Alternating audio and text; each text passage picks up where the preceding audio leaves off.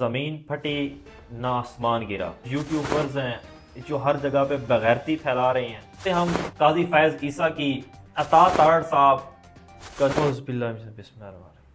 ईया का नाबदु व ईया का नस्ताईन। उम्मीद है आप सब लोग खैरियत से होंगे। अगर आप लोग मेरे चैनल पे नए आए हैं तो काइंडली मेरे चैनल को सब्सक्राइब करें और मेरी आने वाली वीडियोस आप लोगों तक टाइमली पहुंचती रहा करें। आज हम बात करेंगे ना ज़मीन फटी ना आसमान गिरा। एक बार फिर एक गरीब माँ बाप की बेटी इज़्ज़त के नाम पे अपने ही भाई के हाथों कत्ल हुई। उसका बाप भी वहाँ पे मौजूद था। ये आप मेरी स्क्रीन पे देख सकते हैं, एक वीडियो चल रही होगी। भाई अपनी बहन को मार के उठता है, बाप उसको ठंडा पानी पेश करता है कि हाँ जी ठंडा पानी पियो। और बाप भाई साथ में एक और शख्स जो मौजूद था वो भी मुलव्वस है इस कत्ल के पीछे। अब इस कत्ल के पीछे की असल कहानी क्या है, ये जो हमारे कुछ यूट्यूबर्स हैं जो हर जगह पे बगैरती फैला रहे हैं, बगैरती दिखा रही हैं। वो कहते हैं कि जी मैंने अपनी बेगम को फ़लाँ गिफ्ट दे दिया, मैंने फ़लाँ गाड़ी ले ली। तो हमारी जो बहन बेटियां हैं जो गरीब ख़ानदान है, वो जो चीज़ें अफोर्ड नहीं कर सकते, ये चीज़ें अगर वो एक मोबाइल पे वीडियोस देख सकते हैं तो उनका भी दिल करता है चीज़ें लेने को, आउटिंग करने को। लेकिन ये चीज़ हमारे यूट्यूबर हजरात नहीं समझते। वो अपनी बगैरतियों से बाज नहीं आते। वो चले जाते हैं उम्रा करने, हज अदा करने, पहुंच जाते हैं, वहाँ पे जाके दुआएं मांगते हैं, अल्लाह ताला हमें माफ़ कर दो, सारा कुछ हो गया। वापस आके फिर उनकी वही रूटीन शुरू हो जाती है, जिस्म दिखाओ, पैसा कमाओ, व्यूज़ कमाओ। सेम उन्होंने काम यही शुरू कर दिया। वो जो एक गरीब बेटी जिसका एक कत्ल हुआ है, उसका किसी एक चीज़ को लेके झगड़ा हुआ है। जैसे ही झगड़ा हुआ, उसके भाई बाप ने उस झगड़ा किया तो भाई ने उसको कत्ल कर दिया। झगड़ा किस बात पे हुआ, उसका उसके मियाँ के साथ कोई झगड़ा हुआ। उसने उसको कुछ कहा कि मुझे लेके दें, और वो उसका घर छोड़ के वापस आ गई। उसके खावंद ने उसके ऊपर इल्ज़ाम लगा दिया गलत के, इसके गलत राब्ते वगैरह थे, तो जिस पे उसके भाई ने उसको कत्ल कर दिया। तो ये तो इन बगैर यूट्यूबर्स को सोचना चाहिए कि आप लोग इस तरह की जो चीज़ें दिखाते हो, आप अपना जिस्म दिखा के अपनी वीडियोस या लाइक्स वगैरह अपना पैसा कमा रहे हो बेसिकली आप। तो खुदारा कुछ पॉजिटिव चीज़ें दिखाया करें जिससे कोई मैसेज वगैरह पहुँचे, कि हाँ जी एक मस्बत मैसेज पहुँचे कि लोग इस तरफ पैसे की तरफ ना जाएं। वो अपने घर को सेफ एंड सिक्योर रखने का सोचें। क्या अब जो ये कत्ल हुआ है इसका एक्शन लिया जाएगा? क्या हमारी हुकूमत या हमारे जितने भी वज़ीर आला साहिबा हैं, क्या वो इसका नोटिस लेंगी? क्या जो जिन्होंने कत्ल किया उसके भाई या बाप जो इसमें मुलव्वस थे, क्या उनको सज़ा होगी या नहीं होगी, या वो पैसा लेके चुप कर जाएंगे? कि नून लीग काम तो यही करती है, एक पार्टी से पैसे ले लिए और उसके बाद ख़त्म हो गया।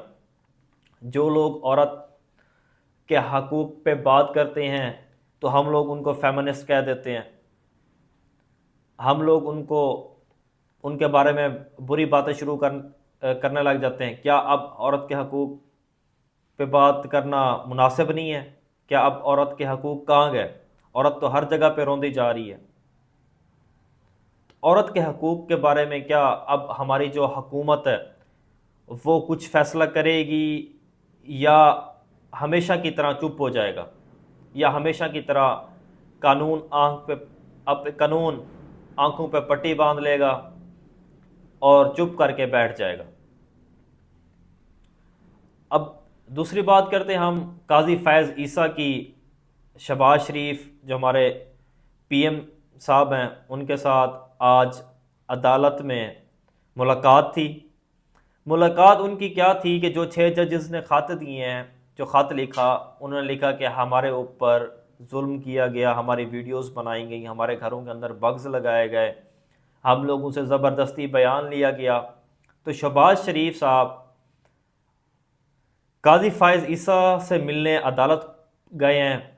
वहाँ पे जो उनकी बातचीत हुई है, उन्होंने कहा है कि जी इनको चुप कराएं, जो कुछ लेना चाहते हैं हम इनको देते हैं, केसेस हम ख़त्म करते हैं।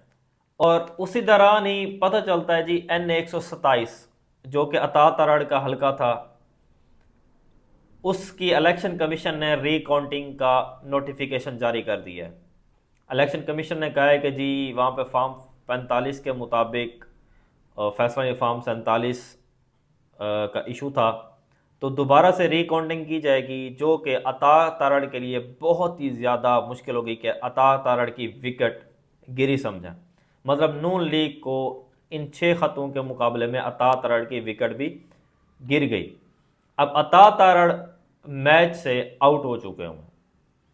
अब देखना ये होगा कि क्या लाहे अमल लेते हैं, क्या वो अता तारड़ को बचा पाते हैं या नहीं बचा पाते हैं।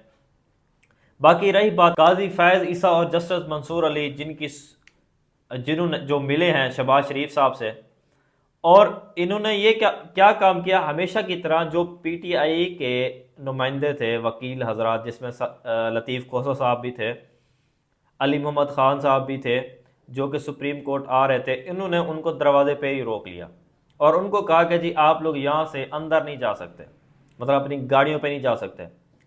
ये लोग वहाँ से इनको गाड़ियों से उतार दिया है पैदल, क्योंकि PM साहब आए हुए थे, PM साहब का प्रोटोकॉल था।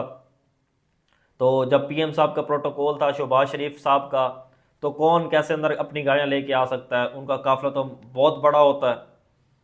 ठीक, उनकी गाड़ी अपनी पूरी आ गई अदालत में, सुप्रीम कोर्ट में। तो वहाँ से इनको पैदल, ये लोग पैदल चल के सुप्रीम कोर्ट के अहाते तक पहुँचे हैं, फिर इनको मज़ीद अंदर भी नहीं जाने दिया, क्योंकि वहाँ पे तो उनकी अपनी बातचीत हो रही थी कि ये अगर पहुँच जाते तो ये अपने मौक़िफ़ पेश करते कि हाँ जी ये साइफ़र जो केस था वो बिल्कुल ख़त्म था।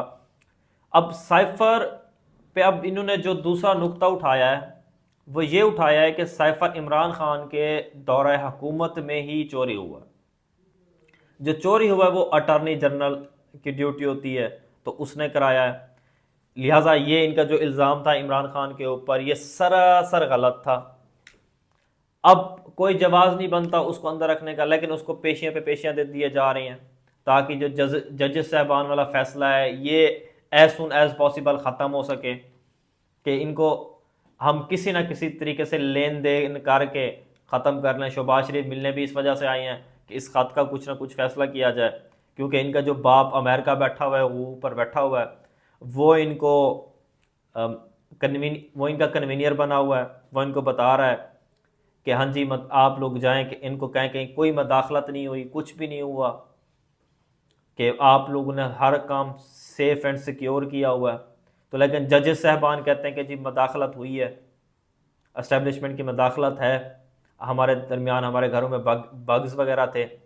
अब ऊँट किस करवट में बैठता है, देखना ये है कि अब ये क्या फ़ैसला सुनाते हैं। क्या, हाँ जी, अब देखना ये है कि ये क्या लोग क्या फ़ैसला सुनाते हैं।